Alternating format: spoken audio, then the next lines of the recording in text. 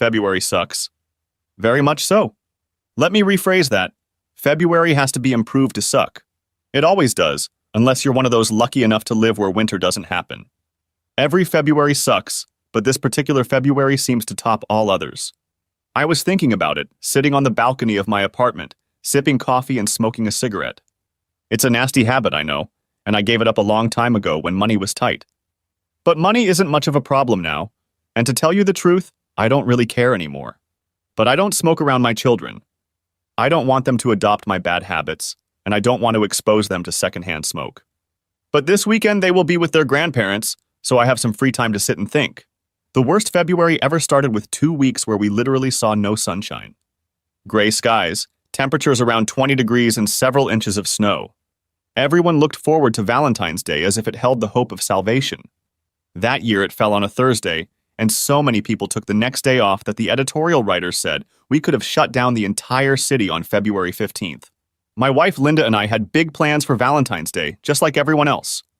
Like everyone else, we woke up to 2 inches of new snow falling rapidly.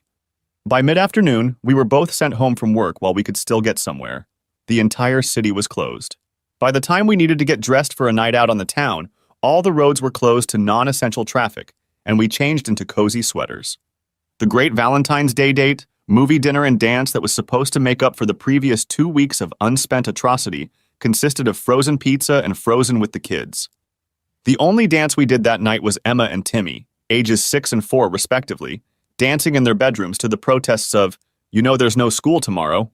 When the kids were asleep, I held out the wine glass to Linda, sighing as I did so. "I'm sorry, honey," I said. "It wasn't supposed to turn out this way." "It's all right, Jim. It wasn't your fault, and it was fun to anticipate what you had planned for us. Plus, for that matter, I got a new evening gown," she said in response. "Which I haven't seen yet," I told her. "You know the rule. You don't see it until you take me outside in it," she said, raising her eyebrows. I stared at her, trying to imagine what she bought and how she would look in it. Everything she wears not only looks great on her, but it reflects who she is. She started sewing her own clothes in middle school and still does from time to time. She also sews many of the outfits for Emma. Anyone lucky enough to see her dressed up would think she was the most attractive woman in the room, but couldn't understand why, because there were more beautiful women there. I looked at the diamond ring I'd put on her finger almost 10 years ago, and it sparkled in the firelight. "Thank you for saying yes, Linda. I love you." I raised my glass. "To us. I love you too." "Here's to us," she replied with a smile. We sat in silence for a while. "Linda, I'm sorry I've been acting like a bear these past few days," I said. "You and the kids haven't done anything, and you deserve better from me. It's just this damn February, and it's—" "I know, Jim," she said quietly. "I'm sorry too, I've been just as bad. I think bears hibernating is the right idea. We really should hibernate until spring. We've all been on edge, even the kids. The people at my job are much worse than you are, though." "What's it like at your job?" "Same thing." "Well, look on the bright side, Jim. We have each other, we have our kids, we have our house, we know where we're going to eat." "Yeah, at the Wendy's," I said with a chuckle, remembering our first date so long ago. It was our standing joke. I'd met her in college. My parents had to withdraw their support to pay for my father's medical bills, and I refused to take out a loan. So after paying for tuition and books, I literally had no money. Linda was a little better off and offered to buy me a drink or go to Holland, but I wasn't satisfied with that, so I saved up to take her somewhere nice. She said I was being silly and stated that the goal was to spend time together and get to know each other better, and we could do that at the Wendy's. So we went there and the rest is history. We have since moved on to a different grade, but we still go to Wendy's from time to time for old time's sake. "Seriously," I said. "How do people get through times like this if they don't have love?" "Sometimes not." Linda shuddered. A couple years ago, her high school boyfriend had killed himself with alcohol and pills on Valentine's Day night. "Well, we want to, and we will," I said. I set down my glass and took her hands in mine. "Happy Valentine's Day, my favorite wife." "Happy Valentine's Day, my beloved husband." We stared into each other's eyes for a minute, and then decided that we really should move this to the bedroom. We ended up with what the editorial writers thought was a 3-day weekend, thanks to the fact that we got about 2 feet of snow instead of the predicted 8 inches. Everything was closed, but fortunately, almost no one was without power, and many had snowmobiles, so everyone who really needed to get somewhere was able to do so. Our kids, of course, were thrilled. Mom and Dad were home all day, snow to play in, pizza to eat, and movies to watch, not to mention no school. What more could they want? Linda and I were very happy with the situation too. There was no need to go anywhere or do anything, and we could enjoy our family at will. We didn't have to worry about food. Linda and I had both grown up in these parts, so we always made sure we had plenty of food and shared it with others just in case. Emma and Timmy were so tired that they didn't even fuss before bedtime and slept like logs. This, of course, allowed Linda and I to satisfy our hearts in a way that we usually had to send the kids out of the house. There were only a few things that seemed wrong to me that weekend. We had hundreds of movies in our house, but the kids only watched one. Frozen. Over and over and over and over again. Okay, it's a cute story. It has some good songs in it, but enough. And Linda still couldn't model a dress for me and wouldn't even let me look at it. Taking me outside means going out, not in, she said, smiling coquettishly. What if I promise to rid you of it? Is that close enough? I asked. Nice try, but no cigar, she said, unwilling to budge an inch. The real world returned early Sunday evening as the plows drove through our neighborhood. School and work were due on Monday, and we all sighed as we packed up. Just before bedtime, Emma and Timmy came into the living room, freshly washed and in their nightclothes. Big Sister, of course, was the spokesperson, standing as straight and tall as she could. Mommy, Daddy, this weekend was the best weekend ever. Thank you for playing with us, watching our movie with us, and being together for 3 whole days in a row. We love you. With those words, Daddy's girl climbed into my lap, and Mommy's boy climbed into Linda's. After hugging us with the cutest baby hugs in the world, they switched parents and did it again. I looked at Linda and her eyes were as moist as mine. We love you too, I managed to murmur. We're so glad you're our children. That night, Linda and I made love until we felt like we were merged into one being. In the morning, we couldn't wipe the smiles off our faces, and neither could the children. In February, however, the harshness of everyday life returned, and the 3-day weekend became just a memory. Linda and I were just sprawled out on top of each other on the living room couch after finally putting Emma and Timmy down for the night when her phone rang. I groaned and said something, but I don't remember what it was. It's Dee, I have to buy it, she said. We had a loose circle of 5 couples that we would occasionally meet or go on dates with. We all met as married couples, so there were no awkward when you were single moments. We all had the same ideas about fidelity, that is, you just did it. It just wasn't negotiable. At least that's what I thought at the time. That way, when we went out, we could dance with each other's spouses if we wanted variety, and be assured of our safety. The closest we got was with Dee and her husband Dave. She and Linda were pretty much best friends forever. Answering the phone, Linda made a "I'll be brief" gesture. I could see Linda getting more and more excited as she talked to Dee. She was glowing when she finished talking and fell into my lap. So what was it? I asked. My face reflected her smile. Well, my dear husband, she said with a smirk, I know you think this awful February has gone on long enough. That's for sure, I said, reaching for my glass of wine. Linda grabbed my wrist to stop me and placed my hand firmly on her slender waist.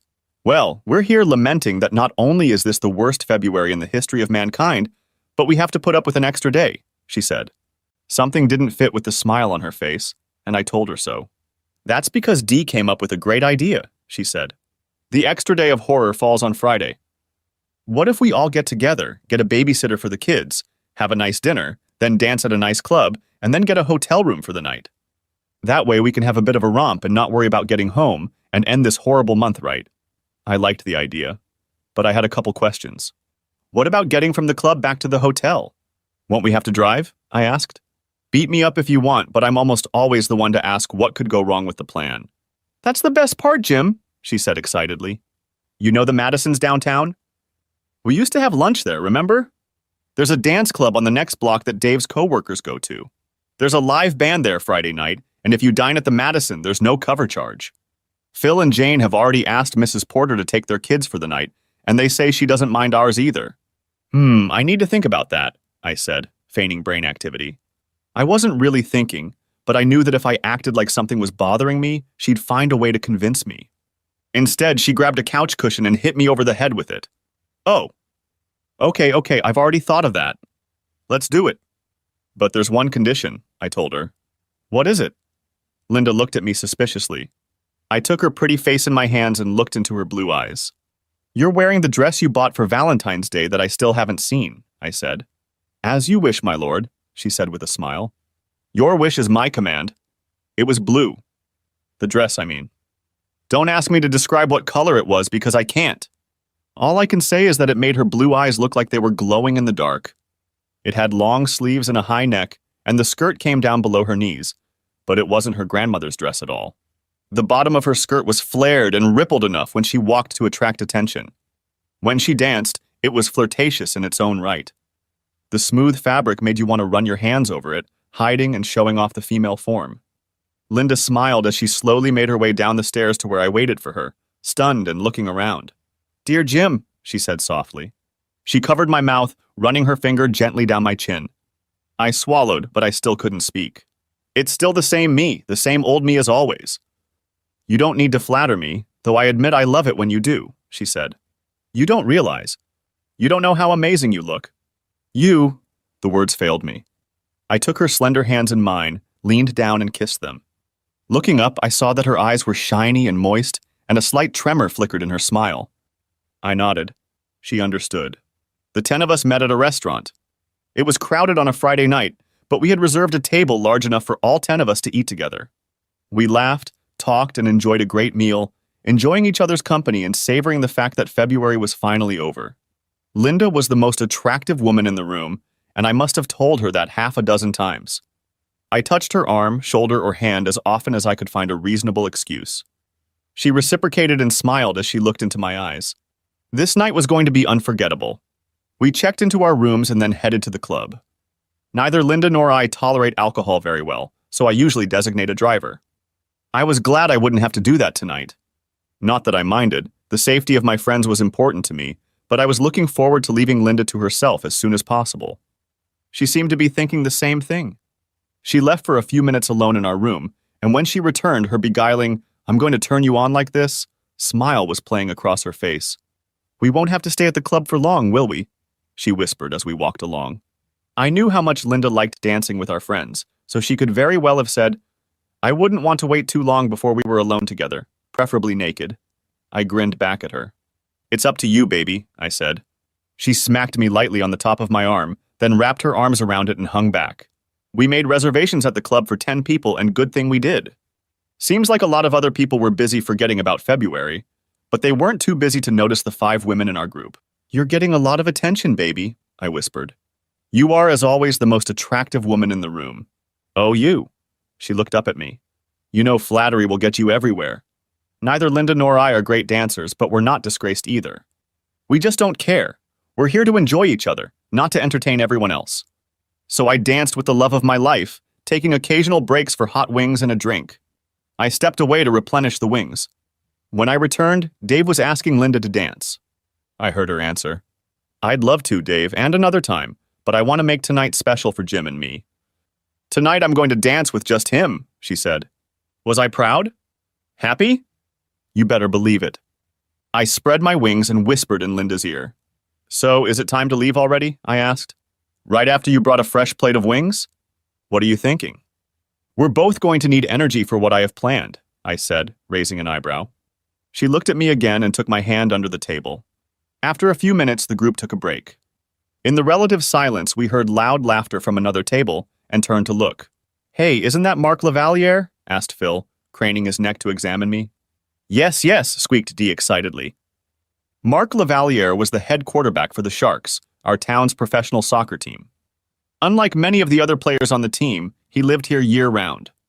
He had a reputation as a genuinely nice guy, and was as well known for his social activities as he was for his exploits on the field. Mark became the main topic of conversation around our table as the guys talked about his soccer exploits and the women praised his good deeds and good character. "It doesn't hurt that he's handsome either," Dee added.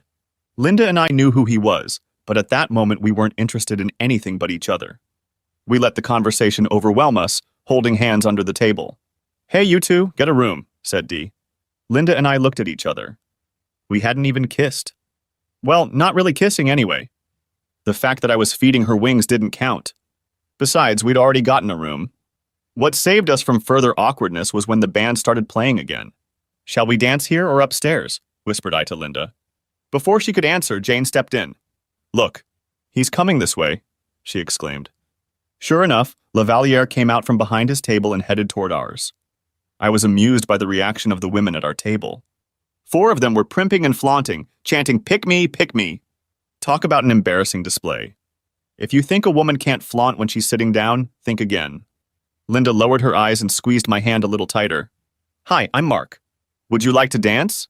he asked. He stood behind Linda's left shoulder and held out his hand to her. I felt her sigh and dropped my hand like a hot potato. I watched stunned as she turned her back to me without a word, held out her right hand to Mark, and rose gracefully from the chair without even dignifying me with a glance. I noticed that her hand had practically disappeared into his huge paw. I also noticed the look of delight on her face. At that moment, I simply ceased to exist in her mind. "Hey man, now my feelings are hurt. I thought she was just dancing with you tonight," Dave said, chiding me.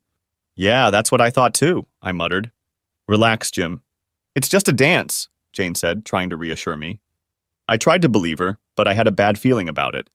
The band played a couple quick songs, and our entire table watched them dance. So did everyone else in the room.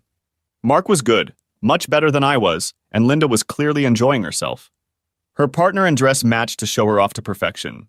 "Don't they look great together?" "Come on, Jim, let's join them," Dee invited, clearly trying to distract me. "Thanks, but no thanks," I said sharply. The next song was slow. I watched Linda melt into his arms, fitting in perfectly as if she belonged there. He was good at it too. He must have practiced a lot, I thought to myself. Mark whispered something to Linda. She smiled sweetly back. He wasn't doing anything I could reasonably object to. He didn't dance any closer to her than I danced with Dee or Jane, and his hands stayed out of the way. Another slow song, this time a ballad. I saw the band leader taking his cues, watching my wife and her new partner. Mark was smiling as he held her in his arms. He was clearly pleased with what was happening. I had seen enough and was determined to put an end to it. I rose from the chair and felt Jane's hand on my arm. "Hold on, Jim. Give her this." "Don't spoil her mood," she said. I released my hand and looked at Linda's face. She clearly wanted to be exactly where she was and nowhere else. She didn't want me to interfere. In fact, I was nowhere present in her thoughts, and that was obvious. I sank back into my chair, heartbroken.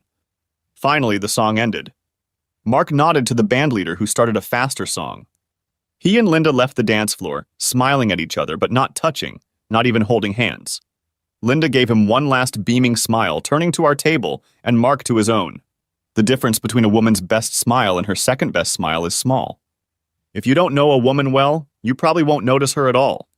As Linda approached our table and our gazes met, her best smile was replaced by her second best smile. At that moment, I realized we had a problem. "I keep telling you that you're the most attractive woman here," I whispered in her ear as I sat her down.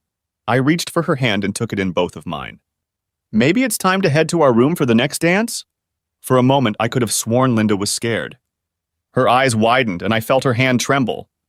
She recovered quickly and looked away from me across the table. "Sorry, everyone, I just need to go to the bathroom." "Linda, will you come with me?" asked Dee. Her voice could be heard far beyond our table. I was too busy wondering why she needed to let the whole room know. Linda looked at me apologetically. "I'm sorry, Jim. I could use a refresher too," she said with a note of sadness in her voice. She got up and left without answering my question. Of course, the conversation immediately turned to why no woman walking with the group could go to the bathroom alone. I was just beginning to wonder why my friends were trying so hard to keep the conversation on that topic when Dee came back. She was alone. "Where's Linda?" "Is she okay?" I asked, practically screaming. "Relax, Jim," Dee said, smiling. "Linda's fine, she just has some things to do. You don't need to worry about her. She's a grown woman, you know." What did that mean, I wondered. Indeed, I was worried about Linda, but she was worried about me just the same. I put up with this bullying for about 5 minutes, and when Linda never came back, I had had enough. I got up and headed for the bar, bringing an empty plate with me as an excuse, and approached one of the female bartenders. "Excuse me, but my wife went to the bathroom about 15 minutes ago and still hasn't come out," I said. "She never stays that long.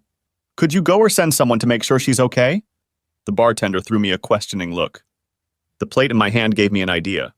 The wings are great and she loves spicy food, but every now and then she has a reaction. Really, I just want to know she's okay. Her name is Linda.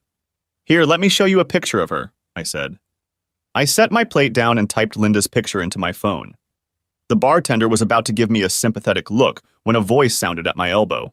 "She's fine, you don't have to check." Dee said in an almost apologetic tone. She turned to the bartender. It's fine. I'll take care of it, she said, placing a $5 bill on the counter. I wondered why the bartender looked at me sympathetically as she tucked the bill into her pocket. What? Why did she go in there with you? Because you asked her to? I was completely confused. Jim, she's not in the restroom. She left the club, Dee said. I felt like I'd just been punched in the stomach. Gone? Without me? Why? What's the matter? Why didn't she tell me? Where did she go? Is she okay? I asked. I still didn't understand. Let's go to the end of the bar where we can get some privacy, Dee said. I just went where Dee dragged me. It was quieter in the dark corner at the end of the bar. She looked me in the eyes. Jim, Linda loves you. She loves you and the kids more than anything in the world, and she always will, and you know it. But she's going to spend tonight with Mark, she said.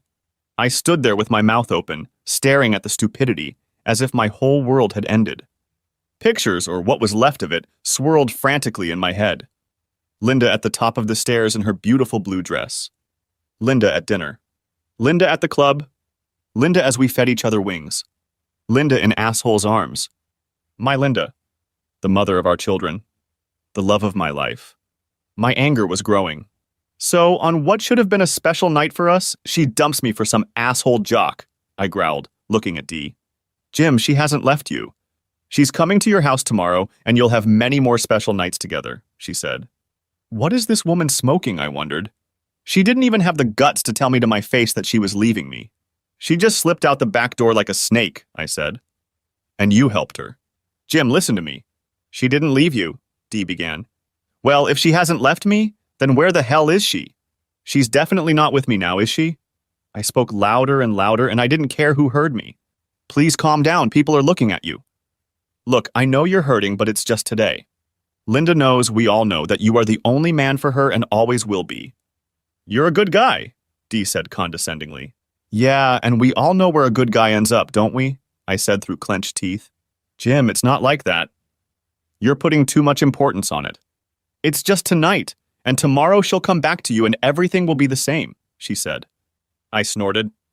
If she really believes that shit, nothing will change no matter what I say anyway. You don't understand. There's no tomorrow. So tell me, friend, what was your role in all of this? You didn't really have to go to the bathroom, did you? My wife gave you the signal, right? She told you to stall me and stay out of the way so she and Zasrans could escape in time? Dee nodded her head in embarrassment. Yes, she asked me to do that because she didn't want you to embarrass yourself by making a scene while Mark is here. She also asked me to make sure you remember that she loves you and will always come home to you, she said. Yes, I'll remember how much she loves me tonight, and for a long time to come, I thought. I could feel my anger building and my face reddening. More like she didn't want me to embarrass her by leaving her husband to spend the night with a jerk jock, I said.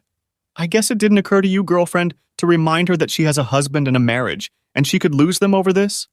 Dee looked me in the eye. No, it's not, Dee said, because I know she won't lose you over this. You're too good a man to let that happen.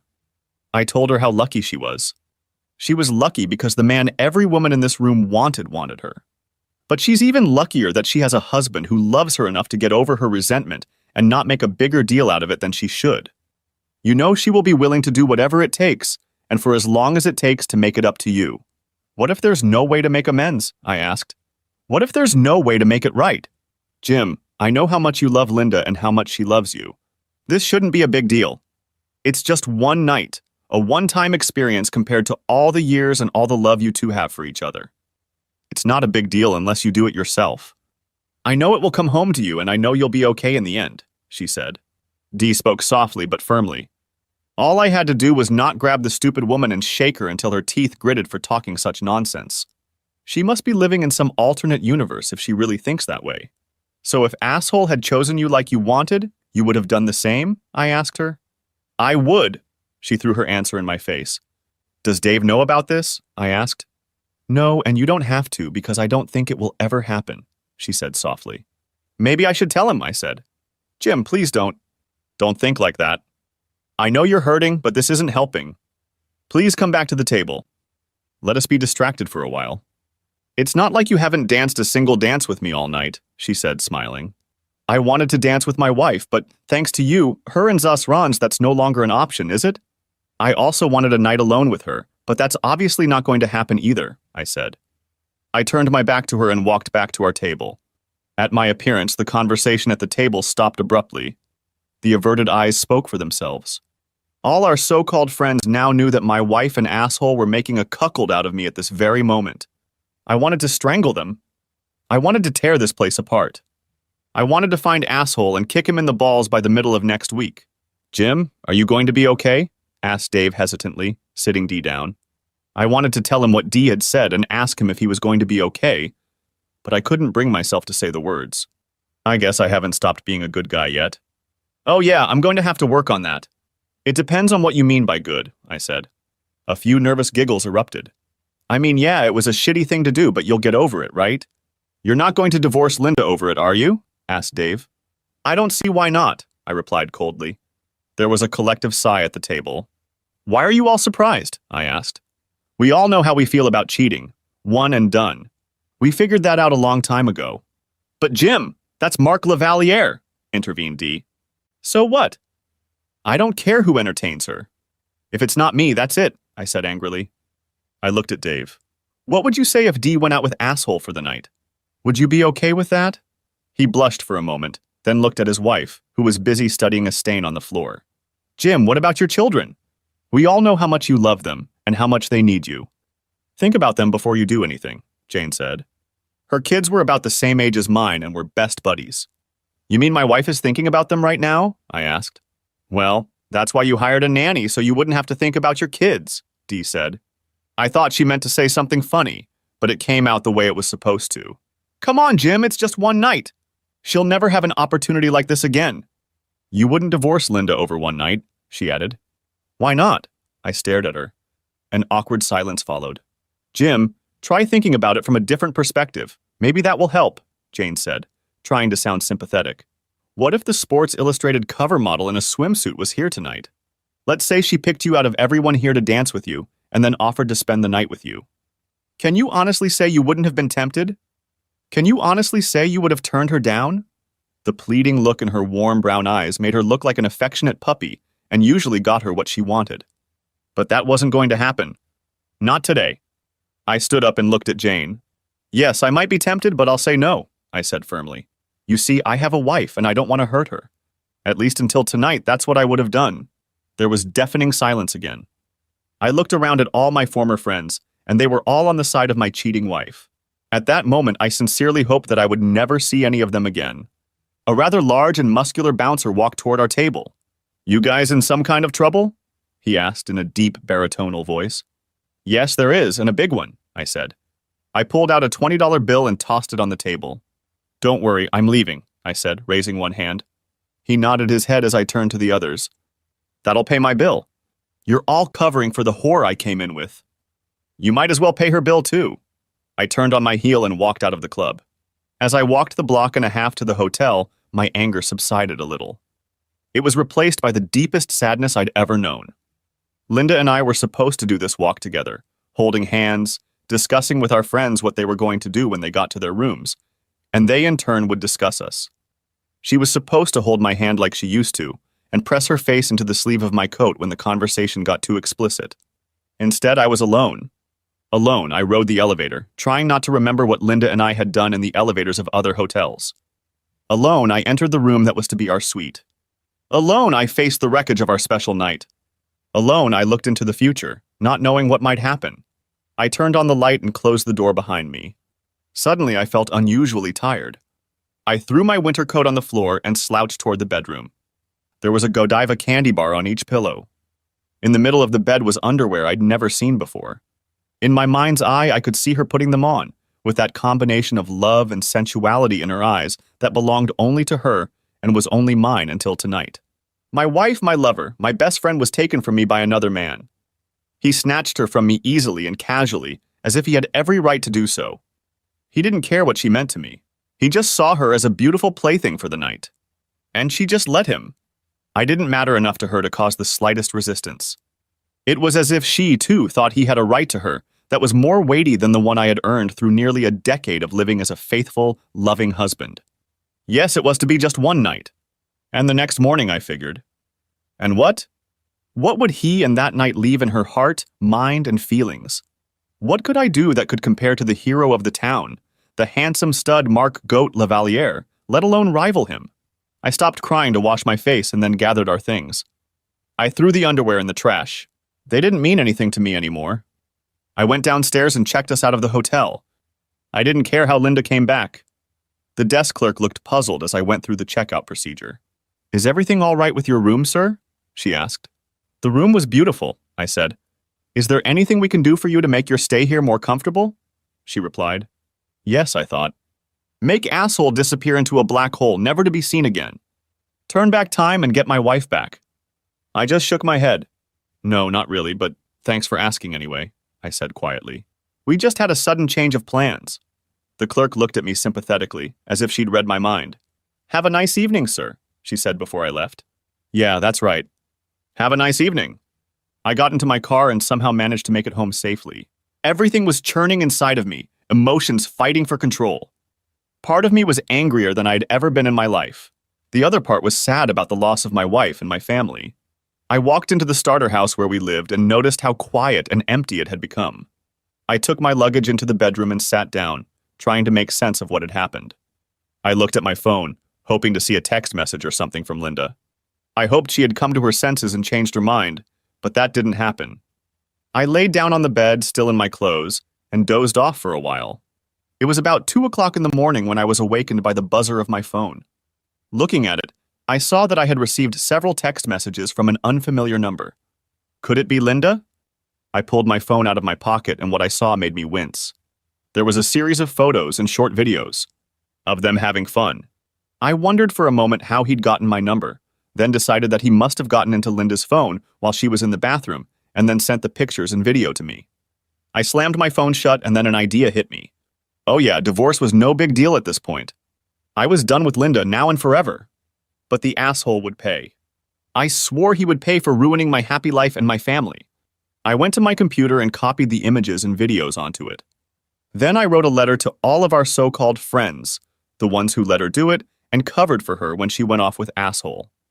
I attached the videos and pictures and sent the email with the subject line, "Happy now?" For the next few hours, I worked tirelessly moving all of her clothes and belongings into trash bags and stuffing them into the car.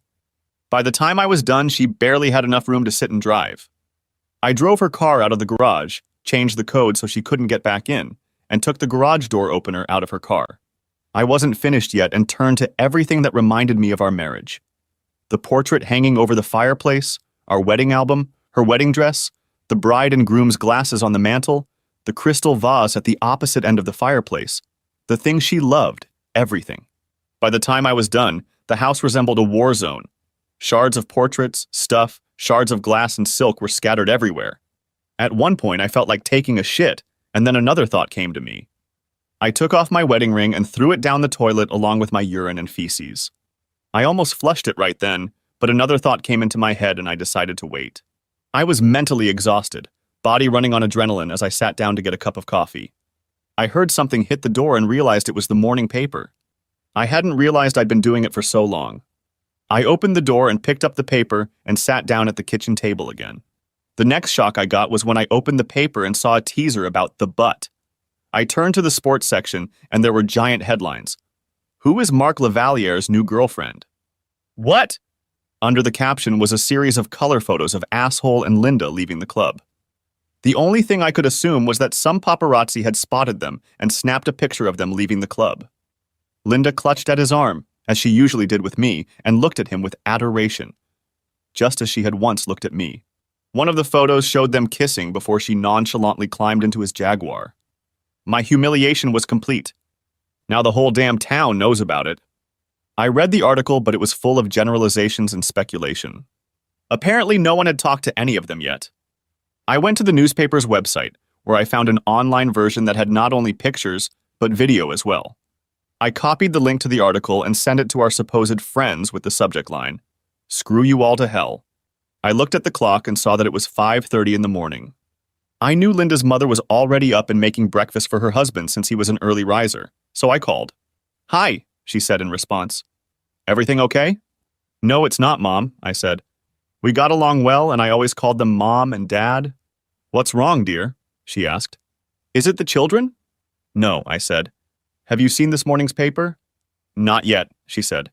Alfred likes to watch her over coffee. Why? He might want to avoid the sports section, I said. There's an article on Marc Lavaliere that he might not like. Alfred thinks only good things about him, says Linda's mother. Maybe not when he sees this, I said. Linda left me at the club we went to with him last night, and they were spotted by the paparazzi getting into his car.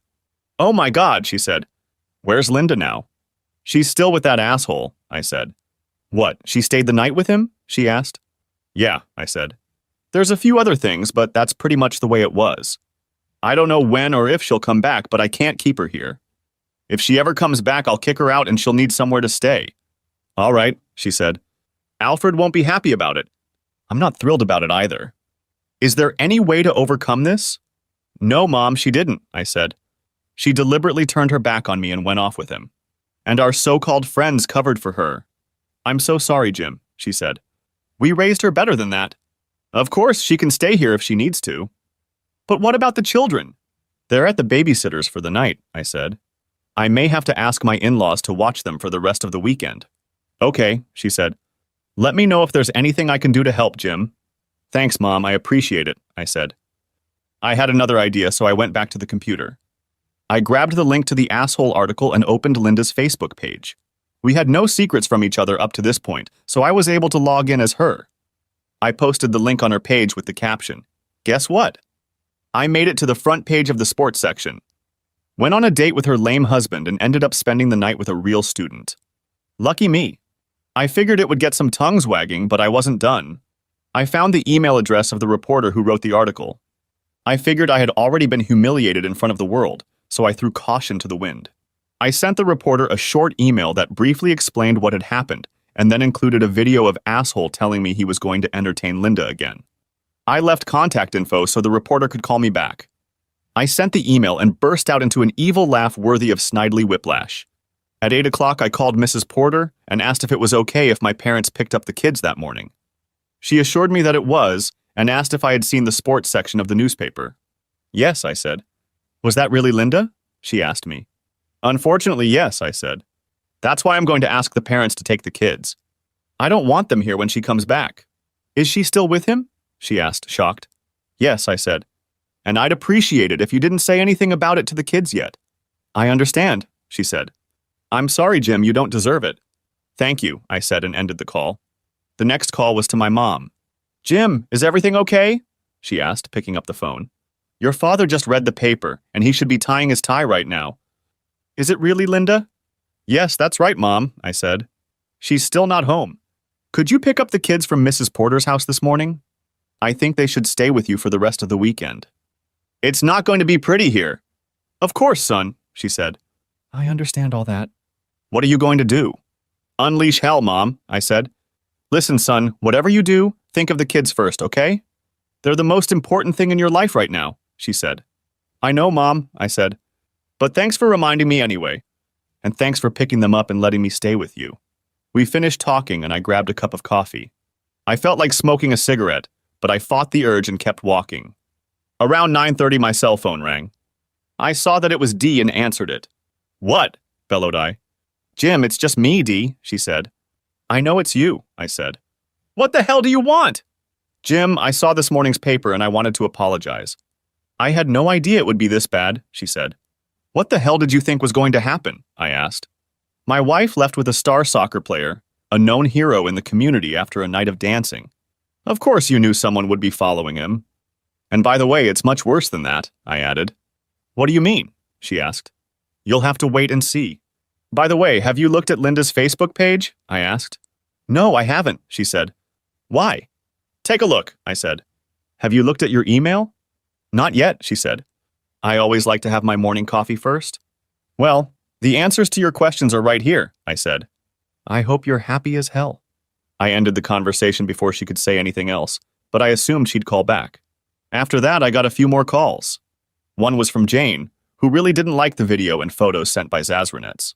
Why are you so surprised? I asked. I never thought he would actually do something like this, she said. What do you mean, entertaining my wife or sending pictures and videos? I asked. Some pillar of society, don't you think? Jim, what are you going to do? she asked. What do you think? Asked I. You should all be very happy. Now say goodbye. And bugger off. I ended the conversation and sat down to drink my coffee, but then the phone rang again. I didn't recognize the number, but I answered it anyway. Mr. Thomas Carlyle? A woman's voice asked. That's him, I said. Mr. Carlyle, this is Audrey Tanis from the Daily Record. I received an email and video from you. Is your wife the same woman seen with Marc Lavaliere last night? She asked. Yes, that's the one your photographer captured with Zasrans last night, I said. Who? She asked. Sorry, that's just what I call him, I said. I see, she said. And you say the woman he is with is your wife? She asked. My soon-to-be ex-wife, I said. So you're getting divorced over this? She asked. Absolutely, I said. You said there were other videos and some pictures in your letter? She asked. Yeah, I said. Would you like to see it? I would, she said. If we use either one of them, we'll weed out all the bad stuff. Can we get together sometime and discuss this? If we can, I'd like to know your story. What the hell, I thought. Sure, I said. But I'd like to wait until she gets home first. She's not back yet? Asked Audrey. No, it isn't, I said. Okay, look, why don't you give me a call when you can meet with me and we can talk things over, she said. Sure, I said. We ended the conversation and I put my phone back in my pocket. Curious, I went to her Facebook page and saw several comments on the post I had posted earlier. It was about 50-50ths, with half of the commenters calling her a happy woman and asking what it was like to be with asshole. The other half were judging her for dumping me the way she did. Several of her male friends on Facebook called her a slut and said they would kick her ass if their wives did what she did. I couldn't help but notice that she had lost a few Facebook friends because of this and chuckled to myself. When Linda walked in the door, it was close to 11 o'clock. I looked up from my desk and saw a Jaguar pulling away from the house. Jim, it's me, she said, pulling the key out of the lock. I'm home, she announced, as if spending the night with her lover was a regular occurrence for her. By the way, why is my car parked in the driveway and not in the garage? And what are those things in it? Her eyes widened when she saw me at the table. I knew I looked terrible. Her face turned white as she looked around the house. It was an absolute disaster. Oh my God, she exclaimed. What have you done? Everything has been destroyed. Our wedding portrait, my vase, our glasses. And what is that smell? I just finished what you started last night, I said. Did you get any sleep last night? She asked. I shrugged. Why do you care? I asked her. Look, I'm really sorry about last night, she said. But I'm here now. And I'm still your wife. I shook my head. She walked over to me and tried to kiss my cheek, but I stopped her. Don't touch me, I said. She looked startled, as if I'd slapped her. And no, you're not my wife. Not anymore. At least that's what it says in the paper. And on the internet, too. I guess that's to be expected, given asshole's status. I opened the paper so she could see the spread with all the color photos. Oh no, she said, shocked. How did they get those pictures? I'm not his girlfriend. I don't care what the papers say. What difference does it make? Asked I. You had yours and now we're done. I need to go to the bathroom and then we should sit down and talk, she said. I followed her into the main bathroom and watched as she recoiled from the mess still in the toilet bowl. Is that your restroom ring? She asked, eyes wide. I nodded my head. Yeah, I said. I figured since you trashed our marriage, I should make it official. I took her left hand and scrutinized the rings. What are you doing? She asked. What's that? I asked, pointing to a dried stain on her wedding ring. It looks like... I don't know what you're talking about, she said. Bullshit, bitch, I said, pulling my phone out of my pocket. I went into the text messages asshole had sent me and pulled up a video of him smearing it all over her rings. Her face lost color when I played her that video. Not only did you disrespect me in public with our so-called friends, you humiliated me in front of the whole town and the whole damn world. And then you did it to the symbols of our love, I said, getting angrier by the second. I shook my head, picked up the napkin, and pulled the rings off her. What are you doing? She asked. She shrieked as I threw the rings into the toilet bowl. I then flushed the toilet and watched the rings go down the drain. She screamed, her eyes widened, and her mouth was open as wide as I had never seen it before. My rings! She screamed, tears rolling down her cheeks. You flushed them down the toilet. How could you? You have to give them back. No, bitch, I said. How could you? I've loved you exclusively for over a decade, and this is the thanks I get? Screw you! But it was just one night, she said. We have the rest of our lives ahead of us. I pulled out my phone and turned on the video where asshole said he'd continue to entertain Linda, maybe even while I watched. Was he telling the truth? I asked. Do you really want to do this? To do it in our bed while I watch? It may have come up, but I didn't think he was being serious, she said. Besides, it was just pillow talk. You mean like this? I asked, showing her the video. She shook her head. That's not what I meant, she said. Well, I'm serious, bitch, I said. Get out of here. And let your lover know that if he takes one step inside this house, I will kill him where he stands, I said. Now get the hell out before I throw you out. But I live here too, she said. I shook my head. Not anymore, I said. I'm going to a lawyer on Monday to get a divorce. You don't live here anymore. Your junk is in the car, and your mother is waiting for you. From now on, you're dead to me. You understand? I don't want to see your face again as long as I live. Now get out. Get out! What about the children? She exclaimed. What about them? I asked. You didn't care about them or me when you left to be with asshole. That's not true. And please stop calling him that, she said. Screw you, I said. Oh wait, he already did. Any man who can just walk up and take a woman without a second thought is just an asshole in my opinion. He knew you were married, and you're not the first person he's done that to. You didn't even look at him when he took you, and now you're defending him against me. You got what you wanted. Now get out, bitch. Just get out of my sight. You make me sick. She jerked back, hot tears streaming down her face. Get the hell out. She jumped up when I yelled and ran down the stairs, wailing and crying. I followed her downstairs and grabbed her purse before she reached it. I pulled out her keys, removed her house key, put the keys back, and tossed her purse to her. Please don't do this, she wailed in the front room. I'll make it up to you. Just don't leave me like this. I'm begging you. I never meant to hurt you. I love you. I'd never seen so much anguish on a woman's face before, but at that moment, I just didn't care about her feelings. I pointed to the door. That's too bad, because now I hate you to the core. Now for the last time, get out, I said. Shivering and crying, she turned and walked out of the house. I watched her get into her car and drive away, wiping the tears from her face. Finished with the confrontation, I collapsed on the couch, completely exhausted, and fell asleep instantly. After waking up in the afternoon, I was able to go upstairs and take a hot shower. So much had happened in the last 24 hours. In that short period of time, I had gone from a happily married man with 2 wonderful children to... What exactly? I got dressed and looked at the time. I decided to call Audrey. It surprised me that she answered on the first ring. Audrey, this is Jim Carlisle, I said. Good afternoon, Mr. Carlisle, she said. You speak a little better. Well, I got some sleep, so I feel more rested. Is it too late to meet you this afternoon? I asked. Not at all, she said. A reporter's job never ends, you know. I grinned. Listen, it's getting close to dinner time. Would you mind meeting me somewhere? Maybe someplace quiet where we can talk? Not at all, I said. What seems good to you? Well, there's a new restaurant by the mall called Sherry's. Would that work? I've been there and it's pretty quiet. We can talk without interference, she said. Yeah, I know the place, I said. I'll meet you there. We finished talking, and I made another call, to my mother. I wanted to talk to the kids to make sure they were okay. They were busy watching Frozen, again, but interrupted the movie to talk. Where's Mom? Asked Emma. She's staying with her mother for now, I said. Why doesn't she stay home with you? She asked. We're working out some issues, I said. That's okay? I'm sure you'll see her soon. Listen, I need to meet someone, but I'll call you later, okay? Okay, Daddy, she said. Bye. My heart was breaking. Linda and asshole had not only ruined my marriage, they had ruined my children's lives, and for that I would never forgive them. Sighing, I left the house and drove to Sherry's. When I got there, I was escorted to a table in the corner where a young, pretty brunette was sitting with an open laptop. She looked up as I approached, stood up, and introduced herself. We each placed our order, and the waitress stepped away from the table. Mr. Carlisle, she said. Nice to meet you. It's a pleasure to meet you, Miss Tannis, I said. Please call me Jim. Thank you, she said. And please call me Audrey.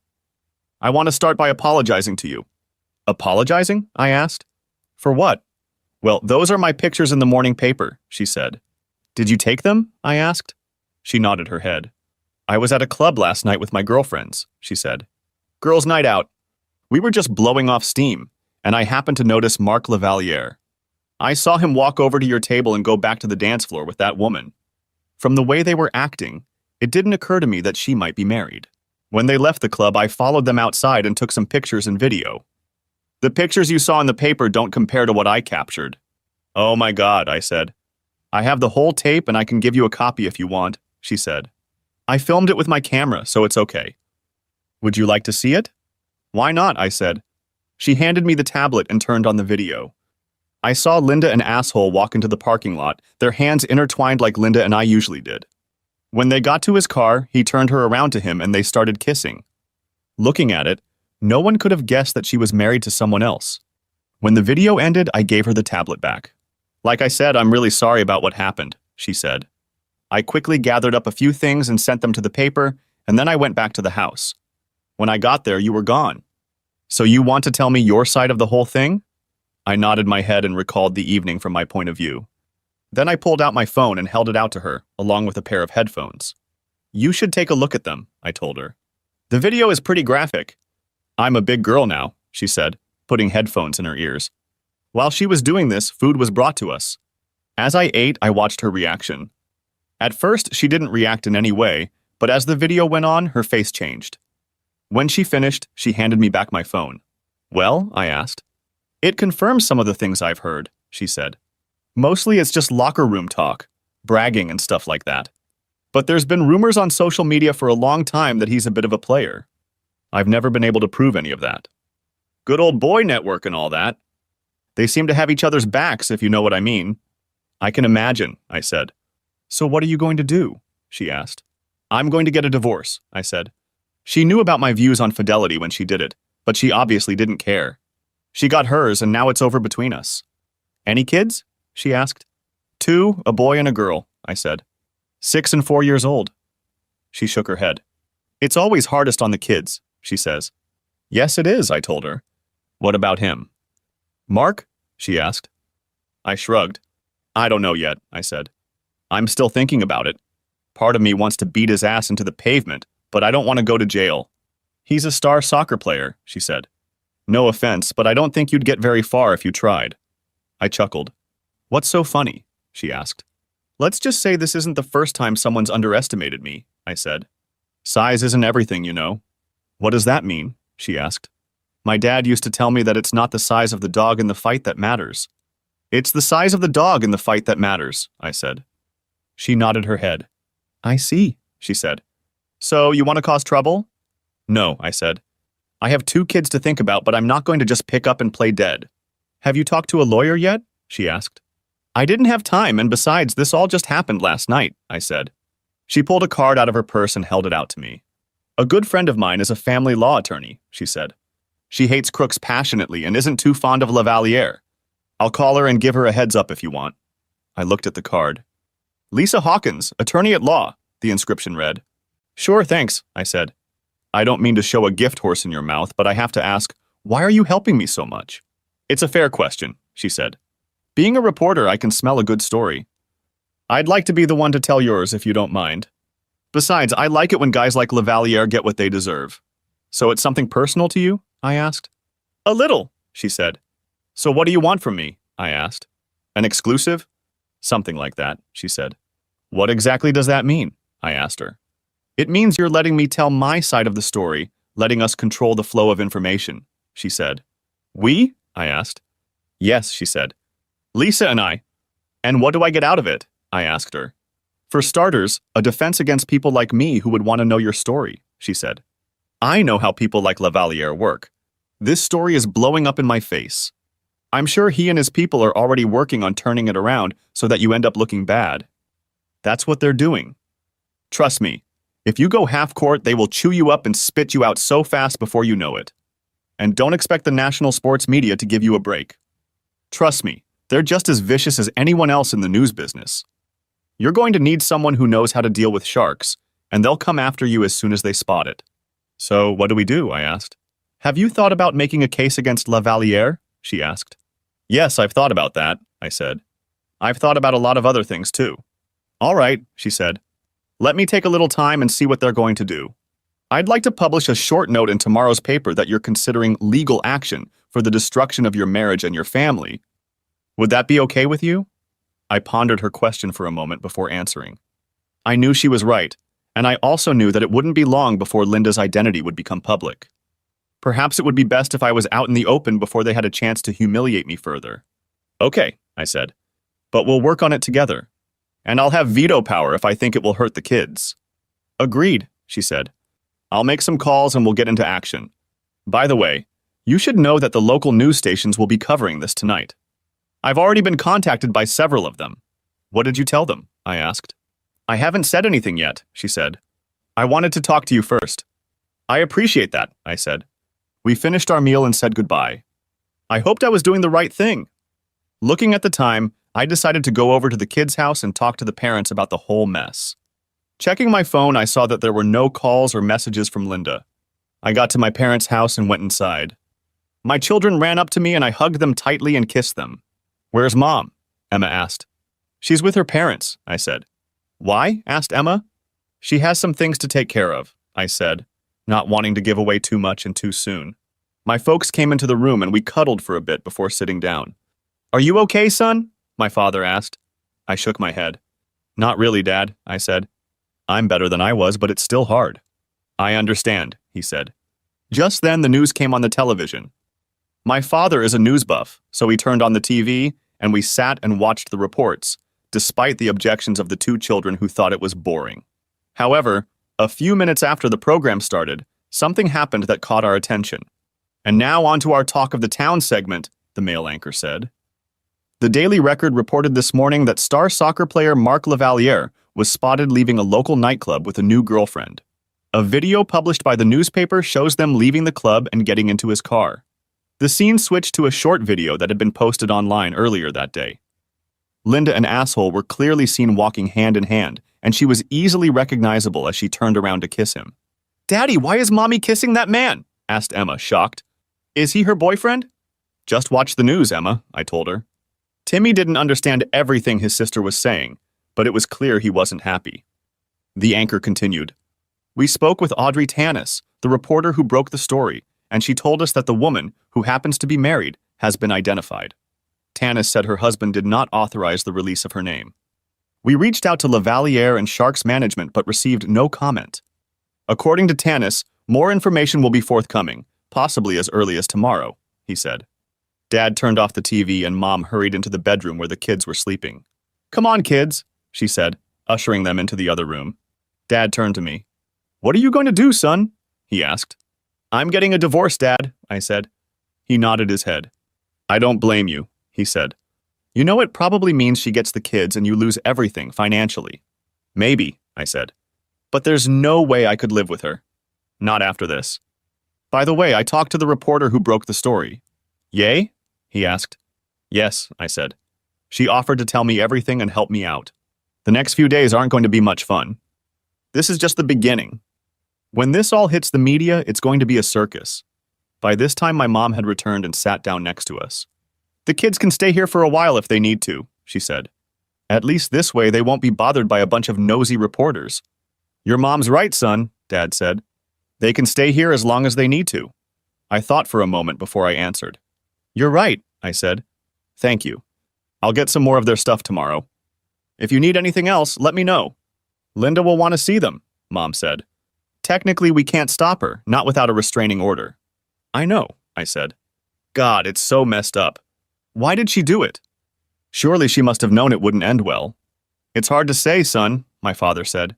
You do what you have to do. We'll help in any way we can. Just don't do anything stupid. Thanks, Dad, I said. We hugged and I went to the kids. Little Emma came up to me with tears in her eyes. Are you going to get a divorce? She asked. I couldn't lie to her and pretend everything was going to be okay. I guess so, honey, I said. But remember, no matter what happens, we all love you very, very much. I hugged her and she cried on my shoulder. Damn you, Linda, I thought. Damn you, bastard. After spending some time with the kids, I went back to the front room. I have to go, I said. I need to clean the house a little. My mom came out with a dish of lasagna. Take this with you, she said. You need to keep your strength up. Thanks, Mom, I said, taking the dish. I love lasagna, and Mom's lasagna was the best lasagna I had ever eaten. We said our goodbyes and I headed home. When I got home, I put the lasagna in the fridge, then checked Linda's Facebook page and saw that the post was still hanging. By this point, it had been viewed by over 500,000 people and several comments had been left. Most of them were negative, with the kindest ones calling her a whore. I also noticed that she had lost almost 3/4 of her friends. I smiled to myself and shut down the computer. I had cleaned up after the night's rampage and was getting ready to heat up the lasagna my mom had given me when I heard the doorbell ring. Shit, I thought. I went to the door and looked through the peephole. It was Dee and Dave. What the hell did they want? I opened the door slightly. What the hell do you want? Growled I. They both jumped back in shock. Can we talk, Jim? Asked Dee. Please? Why? I asked. Because we're friends and we're worried about you, she said. I snorted. Friends? I asked. With friends like you, who the hell needs enemies? Please, Jim, can we come in and talk for just a minute? Pleaded Dee. I thought for a moment, then decided to let them come in. They looked around, shocked. All of Linda's things were gone, but what was left of the destroyed wedding portrait still hung over the fireplace. So, what do you want? I asked, pouring myself a cup of coffee. I didn't offer them anything, and I could tell they noticed that. However, they didn't say anything. Jim, first of all, we want to apologize for last night, Dee said. I saw the video you emailed us and read the report. We didn't know it was going to be that bad, and we just wanted to apologize. You didn't know, did you? I asked mockingly. But you knew she was married last night when you practically pushed her into his bed, didn't you? Yes, it is, Dee said. What's more, Linda knew she was married when she left with him, I added. The simple truth is that neither of you cared. Not even Linda. You all knew she was married, but none of you even thought enough of me to try and stop her. You couldn't put it between her legs fast enough. You couldn't? They looked at each other in shame. All that shit about one and done doesn't mean shit, right? I asked. Probably not, Dee stammered. You know, Linda's really upset right now. We're really worried about her. All she does is lay on her mom's bed and cry. I'm afraid she's about to have a nervous breakdown. I walked over to the bookcase and pulled a thick dictionary from the shelf. I tossed it onto the coffee table. The noise it made as it fell made them both jump. You want sympathy? I asked. I nodded my head toward the dictionary. Look between shit and syphilis and you'll find it there. You won't get it from me and neither will she. They looked at me, shocked. My God, that really destroyed you, didn't it? Asked Dave. You don't understand shit, I said. I'm just about as close to tipping my hat at someone right now, I said, holding my thumb and index finger 1/32 inch apart. Other than the fact that I don't own a gun, the only reason I haven't is because someone has to think about the kids. God knows neither you nor Linda thought about that last night. So it's true that you flushed your rings down the toilet and told her she was dead to you, Dee said. I nodded my head. Yeah, I said. She messed up our marriage and I just finished what she started. And what are you going to do now? Asked Dave. There should be no doubt about that, I said. Thanks to all of you, I've been humiliated in front of the whole damn world. This article has already gone viral and has racked up at least 1 million views. Anyone who knows Linda can clearly see that it's her. So I have no choice. I have to divorce her nasty ass. I looked at Dee. And you'll be named too, I added. Me? Asked Dee. Why? Because for all practical purposes, you helped her destroy our family, I said. That's the same as being an accessory to a crime. You could have stopped her, but you consciously chose not to, and then you tried to justify what you did to me. By the way, have you told your husband about what you told me yet? Dave looked at her, frowning his eyebrows. What did you say to him? He asked. She looked down at the floor, her face flushed. He looked at me before he spoke. What did she say to you? She told me that if Asshole had approached her instead of Linda, she would have gladly done the same thing Linda did. And was very proud of it, I said. Angry, he turned to her. Is that so? He asked. We'll discuss it when we get home. She looked at me angrily. I asked you not to tell him, she said. I shrugged. That's too bad, I said. I think your husband deserves to know what kind of woman he's married to, don't you? So that's it then? She asked. Quite, I said.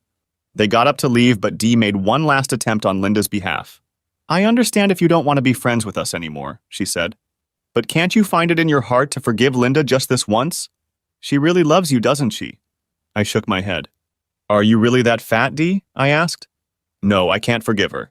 And I never will. She destroyed me with her betrayal. And you helped her. I can never look at you the same way again. She nodded her head and looked depressed. Okay, she said quietly. If anything, I'm sorry. I said nothing, nodding my head. Yeah, I thought she's sorry. Dave held out his hand, then thought for a moment and yanked it away. I'm sorry too, he said. We're all sorry. I guess I'll see you later. I hummed in response, not wanting to say anything to my former friends. I watched them walk away, Dee wiping the tears from her face. I closed the door, locked it, and went into the kitchen to get dinner. After that, I laid down on the bed in exhaustion. I fell fast asleep. The next day I got up, did my morning ritual, and grabbed a newspaper from the porch before making coffee. I looked at the large cast-iron skillet Linda had on the stove and considered making scrambled eggs and bacon, but changed my mind. After devouring a bowl of cereal and a slice of toast, I opened the newspaper and turned to the sports section. Cheating husband considering lawsuit against Sharks, tight end Mark Lavaliere, read the large headline. This has to be good, I thought. Audrey did an excellent job of retelling what I had told her the day before. I noticed that she'd avoided my name, saying I'd spoken to her on condition of anonymity. The man, who identified himself as the woman's husband, also provided a video that clearly shows a relationship between the woman, who he said was his wife, and Lavaliere, the article states. According to the husband, his wife's friends allegedly helped her escape with Lavaliere. Attempts to contact these people have so far been unsuccessful. Like all other players on the team, Lavaliere's contract with the team includes a very strict morals clause. Violation and non-compliance with this clause could result in litigation with the team. We reached out to team management and Lavaliere for comment. We received no response from the team, and Lavaliere simply said, "No comment," the article concluded. Satisfied, I closed the paper and sipped my coffee. My phone buzzed, and I looked up to find a message from Audrey. "Hope you read the paper this morning," the message read. I replied, "Yes, it is." "Great article." "Thanks," I wrote back. I received another message, "YVW, you're welcome." It was followed by another, "Expect a call very soon." TTFN. I thanked her again and put the phone back in my pocket. Sure enough, a few seconds later it buzzed. I looked and saw that I was getting a call from an unfamiliar number. I answered, wondering who it could be. "Jim Carlisle," I said. "Mr. Carlisle, this is Lisa Hawkins," said a friendly female voice. "I got your number from Audrey Tanis and wanted to call you. I hope I didn't catch you at a bad time." "There are no good times these days," I said. "But I'm glad you called, Miss Hawkins. What can I do for you?" "Well, more like what I can do for you," she said. "For starters, just call me Lisa." "Okay, Lisa," I said. "And please call me Jim." "Thank you, Jim," she said. "Audrey told me about you last night, and I wanted to contact you after you read her article." "I assume you've read it." "Yes," I said. "And I thought she did a pretty good job." "I thought so too," she said. "Look, Jim, I'd like to represent you if you don't mind. Is it true that you're considering legal action against Lavaliere and the team in addition to divorcing your wife?" "Yes, it is," I said. "Well, you're in luck," she said. "Not only is adultery a permissible ground for divorce in this state, but it's against the law, even though it's not enforced. And suits for alienation of affection are also allowed in this state. I think you have a very strong case. I understand you have children?" "Yes," I said. "Two, a boy and a girl." "Will you seek custody?" she asked. "Absolutely," I said. "It might be a little complicated, but we can certainly ask for it," she said. "Look, I'd like to start putting the case together today. I'd like you to bring everything you can regarding your finances and any evidence you have of their affair. Can you meet me in my office tomorrow morning, say 8 o'clock? "Yes," I said. "I can do that." "What about the fee? Don't you need an advance or something?" "Usually, yes," she said. "But in any case, I'm willing to do it pro bono, for free, for you." "Thank you, but why would you want to do that?" I asked. "I'll tell you someday, just not now over the phone," she said. "Okay," I said. "One last thing, Jim," she said. "What's that?" I asked. "After this morning's article, you'll probably hear from the Sharks legal team," she said. "Don't give in to them." "Absolutely not. Just tell them they can expect a call from your lawyer." "Can you do that?"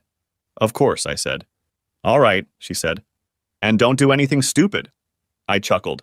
"I won't, I promise," I told her. We said goodbye and ended the conversation.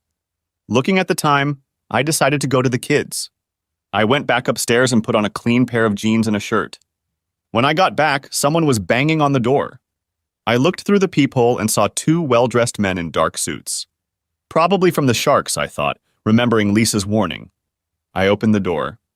"Yes, what can I do for you?" I asked calmly. "Mr. Carlisle's," said one of the men.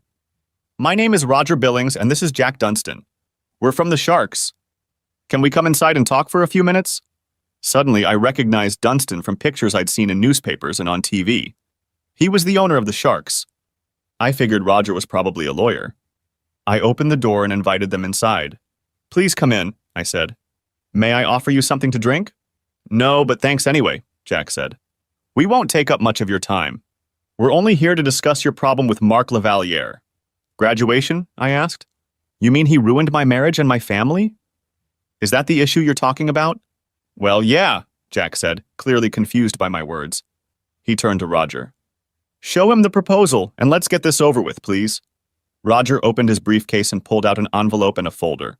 He handed me the envelope and indicated that I should open it. I opened it, and as I looked inside, I was shocked. I could feel my face turning red as I looked at the two men. Is everything all right, Mr. Carlyle? Asked Jack. You've got to be kidding me, I said. Is there a problem, Mr. Carlyle? Asked Roger. Everything seems to be in order. $1,000? I asked. You're offering me $1,000 for what that asshole did to me and my family? That's not an offer, that's a goddamn insult. Wait a minute, Mr. Carlyle, Jack said. That doesn't include lifetime season passes and anything else you want from our gift store. That costs a lot of money. I almost laughed out loud. And this is in exchange for what? I asked. Roger opened the folder and showed me the unsigned document. According to this document, we ask that you not file a lawsuit against the team or Mr. Lavaliere, he said. I looked at the document and couldn't believe what I read. And you won't do anything to Lavaliere? I asked. What about the morals clause in his contract? Roger shrugged. Listen, Mr. Carlyle, Jack said. Boys will be boys. Mr. Lavaliere is a respected member of the team with a very high standing in the community. All we're asking you to do is reconsider the decision to prosecute. We don't want anyone's reputation tarnished. Surely you can understand that. As far as I'm concerned, Lavaliere ruined my marriage, I said. And he's already ruined my reputation. Articles and pictures of him with my wife have already circulated. What about my two children? How are you going to make up for the loss of their mother and family? Do you think season tickets and flashy clothes will make up for it? What do you want us to do? Asked Jack condescendingly.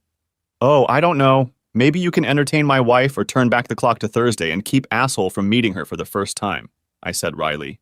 Better yet, why don't you kick some balls around the soccer field a few times? Live on the air. Hell, I'd even pay to watch that. Both men looked at me, shocked. We can't do any of that, Mr. Carlyle, said Roger. Perhaps you'd like to make a counteroffer? You will listen to my attorney. This meeting is over. Please leave.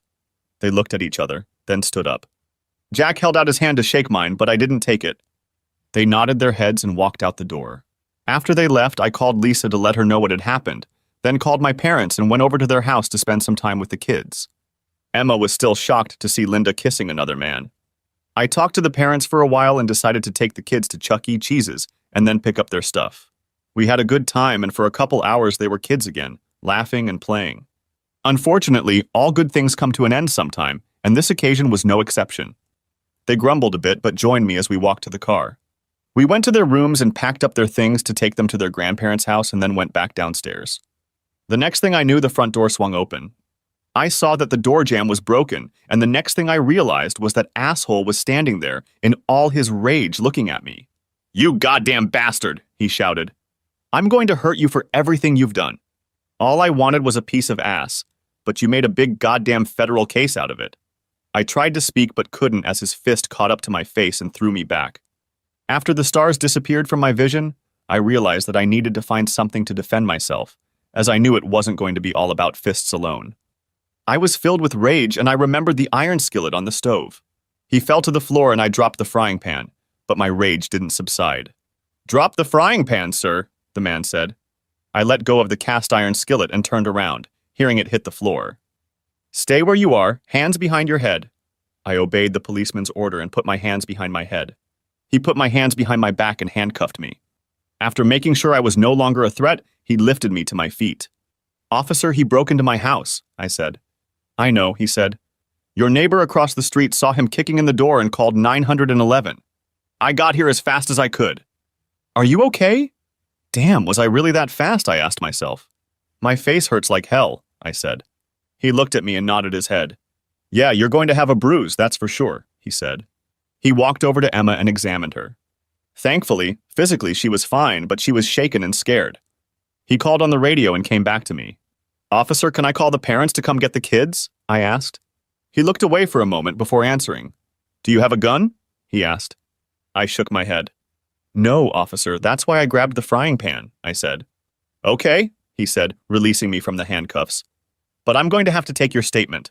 "Thank you," I said. "Am I going to be arrested?" "I don't think so," he said. "I think he broke into your house, attacked you and your daughter. You were just protecting your children. Unless they tell me otherwise, no, I'm not going to arrest you." "I will arrest him, though." I grabbed my phone, which had fallen out of my pocket when asshole hit me. I called my parents, and my dad said he'd be right over. By then, an ambulance pulled up in front of our house, and the paramedics went inside. They examined Emma to make sure she was okay, then examined me before turning their attention to asshole, who was lying unconscious on the floor. As they wheeled him out on a gurney, my dad made his way home. "What the hell happened?" he asked, walking into the house. "We had an unwanted guest," I said. He watched my face for a second. "Damn, boy, this is going to be a mess for a long time," he said. He looked at Emma, who was crying on the couch. He took her in his arms and hugged her. "It's okay, honey, the bad man is gone." He looked around for a moment. "Where's Timmy?" Timmy was hiding under the table, barely visible because of the long tablecloth. We saw him peeking out from under the table. "It's all right, son," I said. "You can come out now." He crawled out from under the table and came toward us. My father looked at the policeman. "Can we leave?" he asked. The policeman nodded his head. "Yes, that's all right," he said. "I'll need to have a little talk with your son, but you don't have to be here." "Thank you," he said. He gathered up the kids and their things, then turned back to me. "Come back when they're done, okay?" "I will, Daddy, thank you," I said. I hugged the kids and kissed them goodbye, telling them I'd be there soon. After they left, the policeman and I sat on the couch while he wrote down my statement. I couldn't believe it had all happened so quickly. "Good thing your neighbor across the street called in time," the cop said. I was only a couple blocks away when I got the call. "I've been following this Lavalier story. Was that your wife he was seen with?" I nodded my head. "Yes," I said. "I'm sorry to hear that," he said. "Feel free to call if you need someone to talk to," he added, handing me a card with the counselor's name and number on it. "Thank you, officer, I appreciate it," I said. He left after shaking my hand, and I was left standing in the front room looking at the remains of my front door. Fred, the neighbor who had called the police, came over and examined the door as well. "Are you all right, Jim?" he asked. "I do now," I said. "I appreciate you calling the police." "No problem." I saw him kick in the door and happened to be out front with a lawnmower. "What did you do with this guy?" "Cleaned my watch with a frying pan, if you can believe it," I said. He laughed. "Remind me never to piss you off," he said. "Just curious, why did he kick in your door?" "It wasn't locked or anything, was it?" "No, it wasn't," I said. "And the security screen wasn't even locked. All he had to do was turn the doorknob." "Apparently he was too angry to try." "Well, I think we can still close the door, but the jam's completely disintegrated," he said. "I guess we'll have to screw it down until you can replace it. I'll get a drill and screws and help you if you want." "That would be great, Fred," I said. "Thanks. I'll go get my drill." With Fred's help, we managed to close the door, but I had to bolt it because asshole had done damage to it when he kicked it with his foot. Luckily, the deadbolt wasn't locked at that point, and I was able to use it.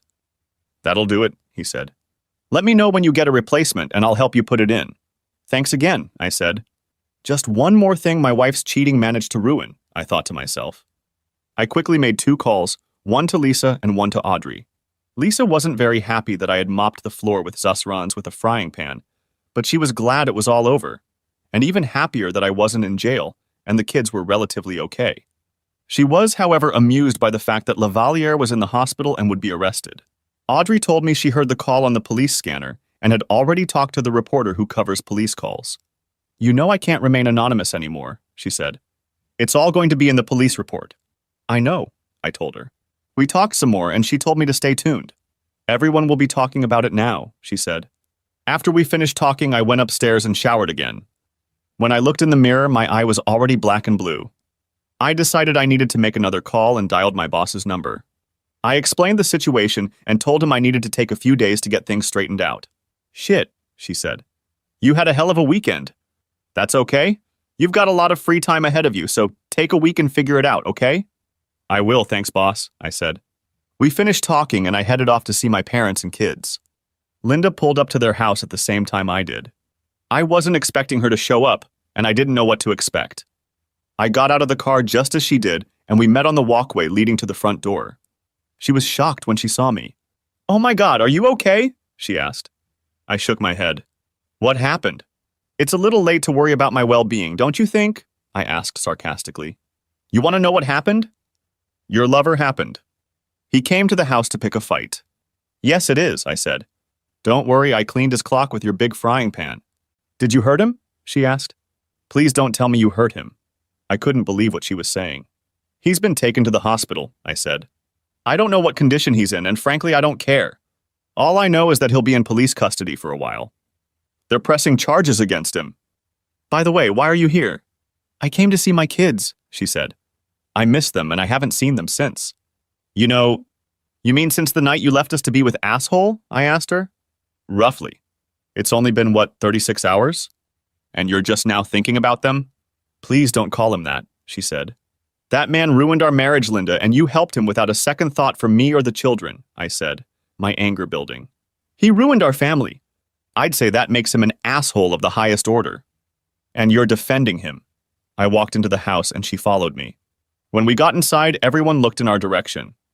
The children huddled close to their grandmother, who was now in character as Mama Grizzly. "What do you want?" Linda hissed. "I want to see my children," Linda said. Timmy looked frightened. He clung even tighter to my mother. Emma looked at my mother, unable to hide her disgust. "Why did you kiss that man, Mommy?" she asked. "What man?" asked Linda. "That man," Emma said, pointing to the TV. We looked over and saw Lavaliere's face on the screen. "This just came into Eyewitness News," read the news anchor. Sharks tight end. Mark Lavaliere is reportedly facing multiple charges tonight after he allegedly kicked in the door at the home of a woman he was seen with Friday night. According to police reports, he assaulted the woman's husband. The report says the husband defended the home with a large cast iron skillet. Lavaliere is currently at a county hospital being treated for a serious head wound and other injuries, the anchor reported. The district attorney said charges will be filed, and Lavaliere will be taken into custody when his medical condition improves. Sharks team management just released a statement saying Lavaliere is suspended pending the outcome of the investigation. The scene changed to show Roger and Jack standing behind a microphone. "We regret to report that tight end Mark Lavaliere is currently in the hospital being treated for a head wound and other injuries," Jack said. "We have read the police report and would like to apologize to the family he allegedly assaulted. For the record, we contacted the husband and made what we believe was a more than reasonable offer, however he declined it." "How do you respond to the pending charges?" one reporter asked. "As far as we can tell, these charges include terroristic threats, breaking and entering, assault and battery." "We have no comment at this time," Roger said. "However, we have suspended Mr. Lavaliere pending the outcome of the investigation. At this point, he is still unconscious, so we have yet to hear his version of what happened." "That's all for today." "Thank you." The scene moved to the studio. "This is breaking news," the anchor said. "Stay tuned to Eyewitness News as it becomes available." Everyone turned to Linda as the report ended. "Oh my God," she said quietly. "Unconscious? What other injuries are they talking about, Jim? What did you do to him?" "That's right," I said. "Show concern for your lover. If you must know, I hit him." "Several times." Linda started to approach Emma, but the girl recoiled. My mother spoke up. "Haven't you done enough for these children?" she asked. "With this family? I think it would be wise for you to leave now, Linda," my father said. "While you still can." "And Linda," my mom said. "You will never be welcome in this house again." With tears in her eyes, Linda looked at the children, at my mother, then at my father, and finally at me. There wasn't an ounce of sympathy for her in the room. She turned and headed for the door. "It was just one night," she sobbed as she left. After she left, I hugged the children and they cried on my shoulder. Eventually, they quieted down. I kissed them both goodnight, and after saying goodbye, I left.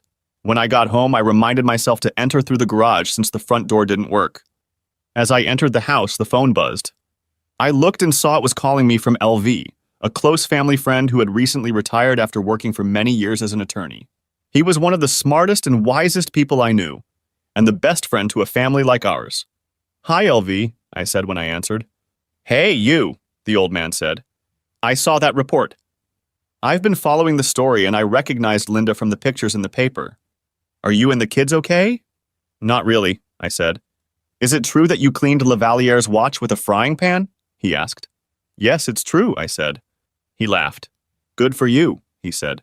I take it you're divorcing Linda? Yes, I told him. Is there no chance you can negotiate with her? He asked. I'd hate to see you break up. No chance, LV, I said. I told him about the videotapes Lavaliere had sent and what he'd said. Well, that complicates matters somewhat, he said. Have you talked to a lawyer yet? I have an appointment with Lisa Hawkins in the morning, I said. Hawkins, huh? He asked. The Ice Queen herself. The Ice Queen? I asked. Yeah, she's cold as ice in the courtroom, he said. If you need scorched earth, she's your girl. But she's also one of the most expensive family law attorneys in the state. Are you sure you can afford her? She said she'd take my case pro bono, I said. Really? Asked LV. Any idea why? No, not one, I said. Maybe you should ask, he said. I will, I told him. We talked some more about this and that. If I can help you in any way, let me know, he said.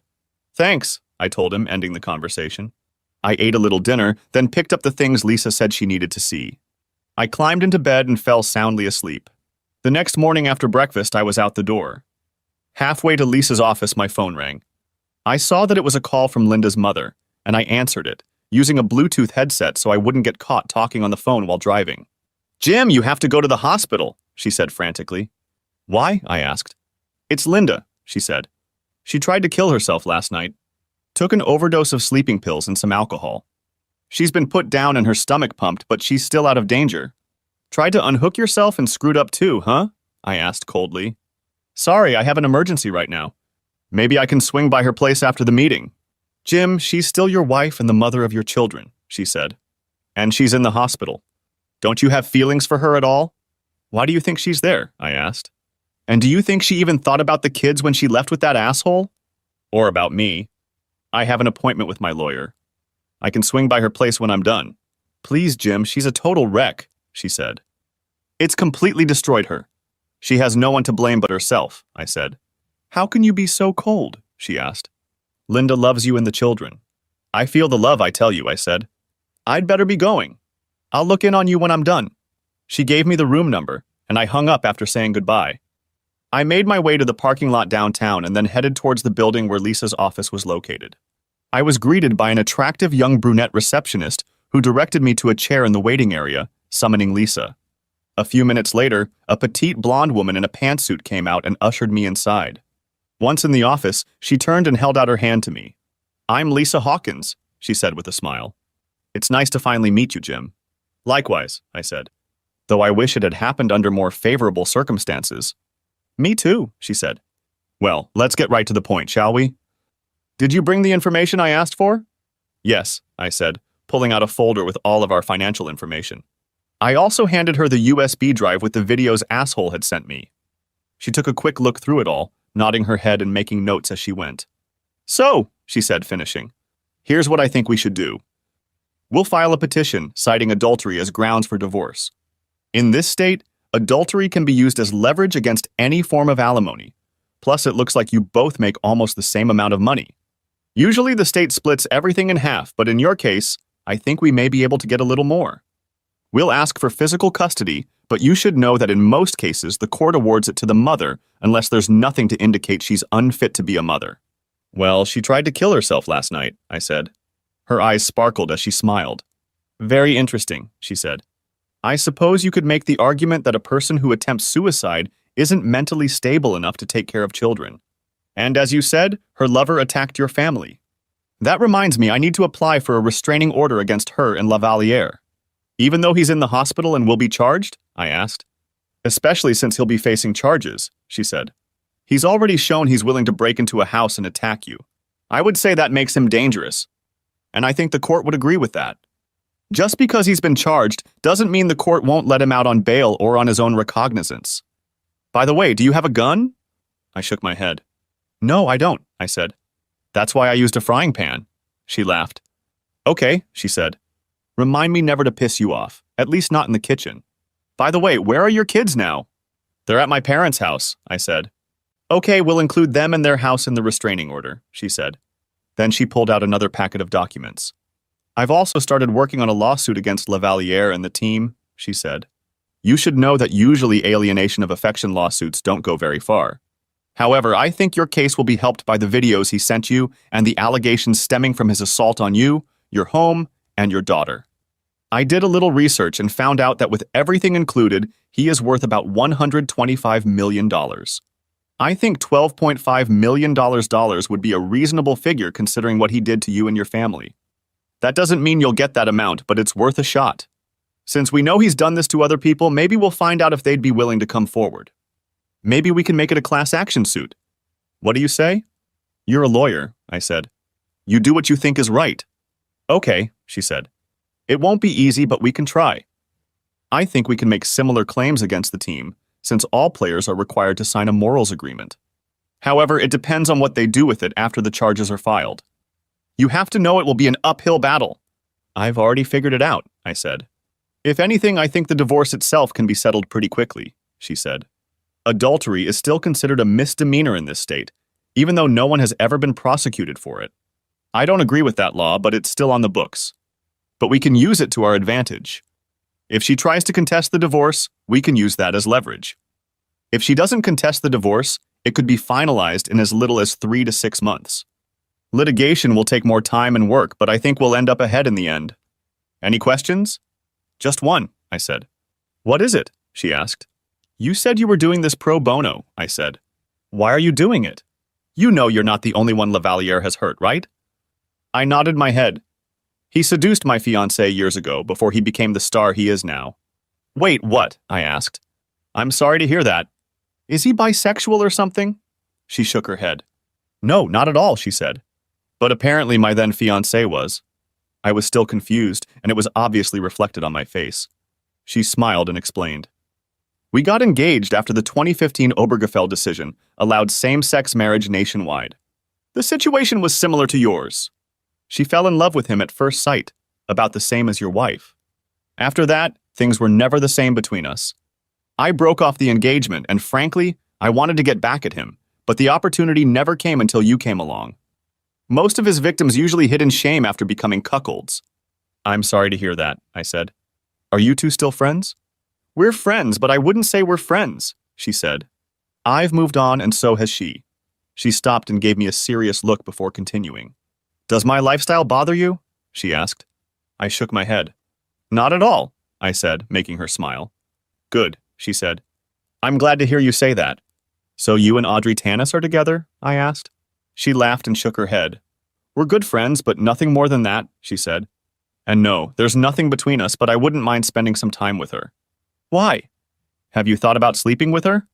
She likes you, you know. I've never known her to take the story personally.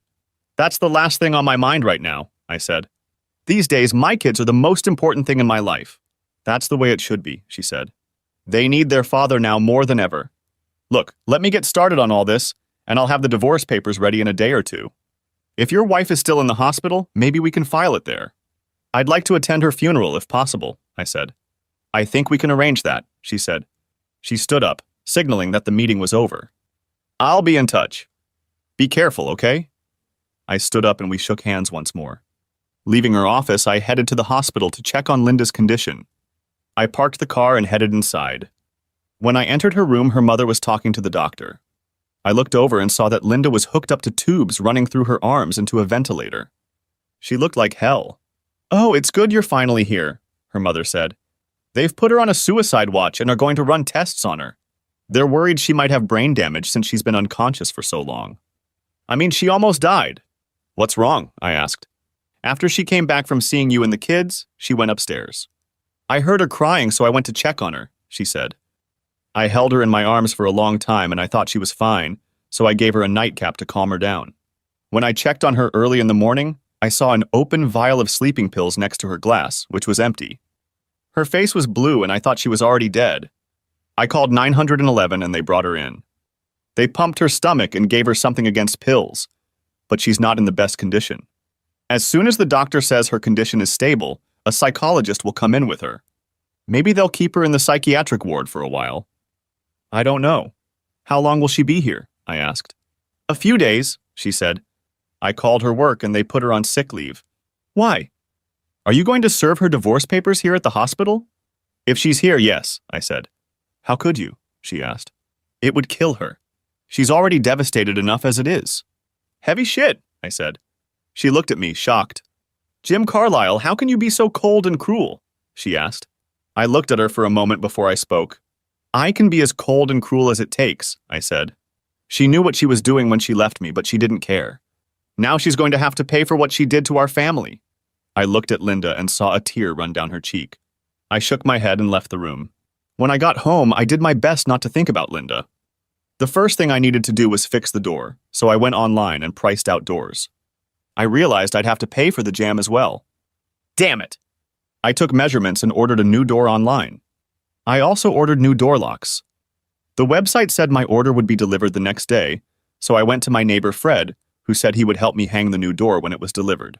The next 2 days were pretty much the same. I got up, ate, watched the news, then did chores around the house.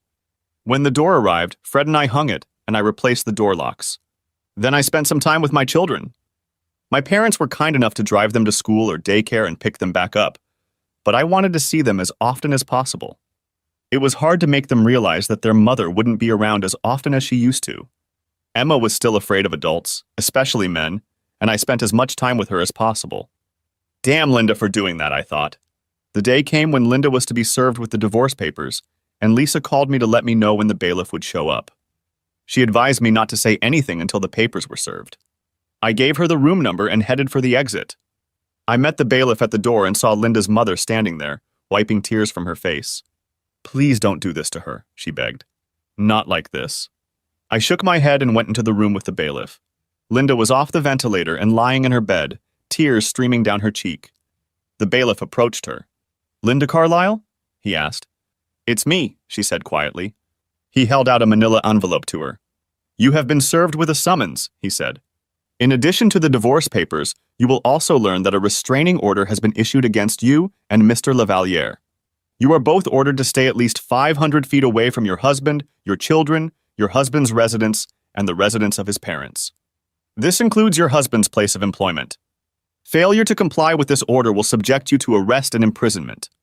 Do you understand? She nodded her head and turned to me. Can't we forget about it? She asked. It was just one night.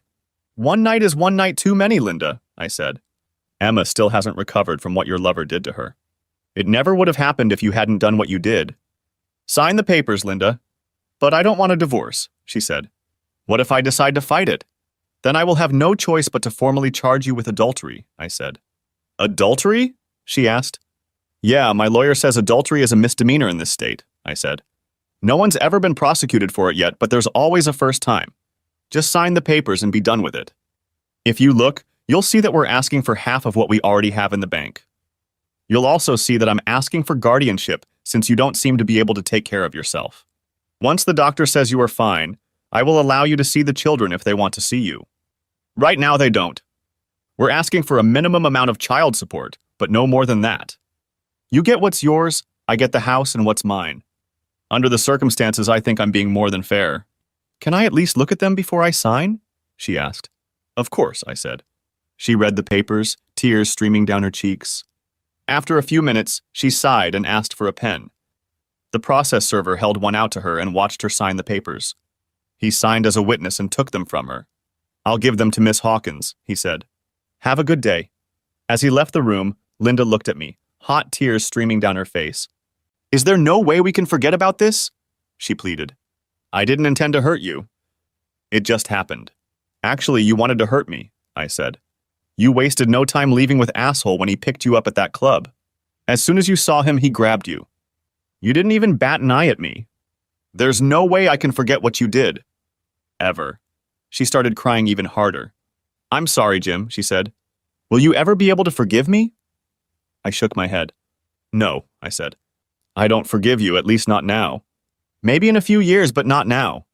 God knows I'll never be able to forget what you did. I'm so sorry, she cried. Normally, I would have reached out to her to comfort her, but at that moment I felt nothing for her. It was as if she were a stranger on the street, one of thousands of others I could pass by in a day without even glancing at them. Yeah, I said quietly. Me too. I turned and walked out of the room and out of her life. Epilogue. The next few months were difficult for all of us. The children and I were learning to get along without Linda and getting into a routine. I learned everything that Linda used to do, mostly by trial and error. Being Mr. Mom was not easy, but I managed with some help from Mom. After a while, the children didn't miss their mother so much anymore. Emma went to counseling and it helped a lot. Linda, by the way, tried to commit suicide 2 more times and was saved again by her mother. After the 3rd time, she was declared incompetent and placed in a long-term psychiatric facility run by the state. I hear that she spends most of her day in an almost catatonic state, not talking to anyone. She eats, breathes, goes to the bathroom, and sleeps, but that's pretty much it. The rest of the time she sits in her room rocking back and forth and apparently daydreaming about happier times. I no longer socialize with the circle of friends we used to have. Dee exploded when she was handed the papers. Of course, I didn't get a dime from her, nor did I expect to. I just wanted her to know how much her actions, or lack thereof, had helped ruin 4 lives. I saw Dave a few months after that eventful Friday, and he told me they were getting a divorce. It seems she was trying to do the same thing Linda did, and their so-called friends had her back. Now I know what you've been through, he told me. I can't put into words how sorry I am that all this happened. I didn't get as much as I had hoped, but I still managed to get a very good amount of money from them, enough to put both kids through college and still have some left over. I was also able to get lifetime season tickets. Lavaliere was eventually fired, but only after he went to prison to serve 8 to 15 years, having been found guilty of all the charges against him. We ended up filing 2 lawsuits against the asshole. Over 50 men claimed their marriages were ruined by Lavaliere. Lisa put together a class action lawsuit and submitted it to the court. A few months later, the judge allowed it to be heard, and the games began. Lisa told me that no matter what happened, win, lose, or draw, the asshole would end up with no money. I filed a separate lawsuit against him for intentional infliction of mental anguish and damages as a result of his attack on me, the house, and my daughter. We won that lawsuit with a jury award of $1.5 million. It wasn't as much as we originally asked for, but it felt good that we won. Even though Lisa didn't ask for anything, I gave her a percentage for all her hard work. In July, I decided to sell the house. There were too many bad memories associated with it. I found a nice 3-bedroom apartment nearby that included security, bought it, and we moved in. With the help of a psychologist, I was slowly getting my life together, but I still didn't have much of a social life as I spent all my hours with my children. After all, they were still my top priority. Audrey introduced me to April, her friend who was going through a divorce, and we dated for a few months. She was nice and we seemed to hit it off, but I was still shy after what Linda had done. In December, Linda's doctor asked if I could bring the children to see her for Christmas. He told me that this visit might help bring Linda out of her persistent depression. Up until now, they said she was still unable to accept them. I discussed this with her mother and asked the children if they would like to see their mother for Christmas. To my surprise, both wanted to, and on Christmas Eve, I took them to an institution in the middle of a well-maintained area on the outskirts of town. The children were nervous at first, hesitant to approach her. I couldn't blame them. She looked exhausted and utterly devastated. The light in her eyes was gone, and she seemed to be looking at something a million miles away. She perked up, however, when the children approached her and gave me a weak smile. "Thank you for bringing them," she said quietly. I nodded my head and said nothing. By then, most of the hatred I had felt for her was gone, replaced by sadness. The doctor and I watched as she recounted what had happened. After about an hour, the doctor asked if I wanted to take the kids. I watched for a while and shook my head. "No, let her have it," I said. "It's Christmas after all." He smiled and nodded his head. We watched them talk and laugh. The doctor turned to me as Linda and the kids were spending time together. "I'm curious, Mr. Carlyle," he said. "What happened? I know her side of the story and I know what was reported. But I still don't know your story. Would you mind telling it to me? Perhaps it will help me to understand her train of thought." I told him what happened and how I feel. Hopefully that would fill in some of the blanks. When I finished, he looked at me thoughtfully. "You haven't thought about reconciliation?" he asked. I shook my head. "That's never going to happen," I said. "She made a mistake, sure, but can't you get over it somehow?" he asked me. "No, Doc," I said. "Leaving the creamer on all night is a mistake." "I know, I've done that." What she did was cold and calculated. She conspired with her friends to make it happen. It's time for her to take responsibility for her actions and move on. "Why don't you help her do that?" "All she wants is to be loved by her family," he said. "Yeah, well then take one in one hand and shit in the other, and see which one fills up faster," I said. You seem to be holding a grudge, he said. How would you feel if you were me, Doc? I asked. Wouldn't you be angry if your wife turned her back and left you without even saying goodbye? I understand you, he admitted. How long do you think she'll be here? I asked. It's hard to say, he said. She's a ward of the state now. She has to show them that she can function independently in society without being a danger to herself or others. Right now, she's a long way from that. She could be here for years. I nodded my head understandingly. We remained silent and watched her interact with the children. Finally, I noticed that Linda was getting tired. She's been getting tired a lot easier lately, the doctor said. He walked over to her. Linda, it's time for you to take your medication. The children need to go home. She nodded her head and kissed the kids one last time. She looked at me. There was sadness in her eyes. Thank you very much, Jim, she said. I'd be glad if I could see them more often. I'm getting better, really. Yes, Linda, I can see that, I said. You look really good, she said. Are you seeing anyone? I date from time to time, but nothing serious, I said. I miss you. And I still love you, she said. I nodded my head. I miss the woman I married, I said. Get well, okay? And Merry Christmas. She smiled, and for a moment I saw a hint of the old Linda. Merry Christmas, she said. And thanks again. You're welcome, I said. The kids said goodbye and walked in my direction. Daddy, can we see her next week? Asked Emma. Can we? Please? Yes, may I, Daddy? Asked little Timmy. Oh, I think we can work something out, I said. Let's get you guys home, okay? Thus began a twice-a-month ritual. Most often the kids were picked up by Linda's mother, but sometimes I did it. A couple times I even had a little talk with her, but we never discussed asshole. There was no way I was going back to her, and she knew it. But she seemed to enjoy the few minutes we spent together. A year and a few days after that Friday when our lives were turned upside down, the first coronavirus death was reported in the United States. It was February 29th. Didn't I say February had to improve to suck? The next month, bans and orders to stay home were put in place. Oh yeah, that sucked. In a few months, it will be 2 years since Linda left the family with Susrans. And while things still suck, they aren't as bad as they used to be. For example, in June 2020, Lavaliere's team put their hands down and settled a class action lawsuit. Lisa was right. By the time all was said and done, asshole was penniless. We didn't get much, but it was nice to know that he was done for good. He'd lost everything. His money, his reputation as a hero to society, his fame, even his testicles, and his ability to ever experience an erection. Even Linda smiled at that. Maybe next February won't suck as much, or at least not as lame as the previous two.